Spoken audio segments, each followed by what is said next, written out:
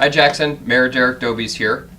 We're here to actually recognize a very important day here in the city of Jackson. It's the National Day of Racial Healing. It was actually started by the Kellogg Foundation over in Battle Creek, and it's a really great opportunity for us as citizens and for the city as a whole to really reflect on how we treat each other, how we are different, but we share commonalities between one another, and how we can work towards a more fair, more just, diverse, and inclusive society here in the city limits. So we're actually here today to present a proclamation. Signed a proclamation declaring today, January 22nd, as the National Day of Racial Healing in the city of Jackson, and we've really been taking a lot of steps over the past year and putting those words into action, looking for ways to talk about race, raise the specter and around, and work to eliminate institutional racism in the city of Jackson and promote more racial healing. Last year, one of the things I did was instituted the first ever book of the year for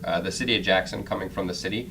It was entitled The New Jim Crow by Michelle Alexander, and it explored some of the institutional racism practices that lead to mass incarceration. Myself and other city council members were some of the first community leaders to condemn the bigoted racist remarks from Sheriff Rand, and we're also sending city employees to a variety of different trainings so that they can learn about the impacts of the abject poverty that we face in the city of Jackson, and how they can better promote racial equity here in our community.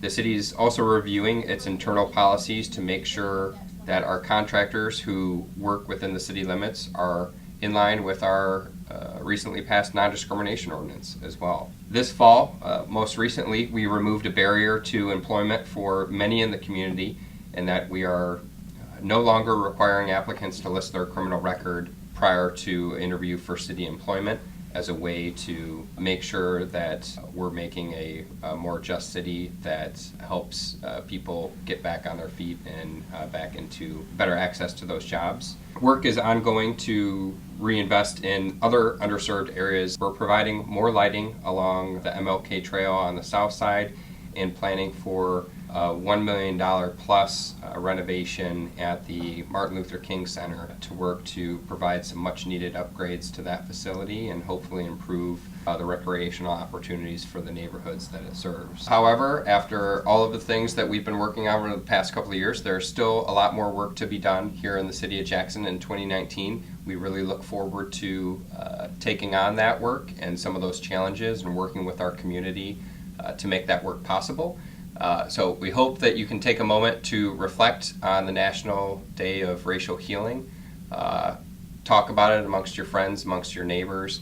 Think about what that means and what that looks like to you in your work here in the city of Jackson. And I look forward to advancing the city towards a more just and tolerant and inclusive community.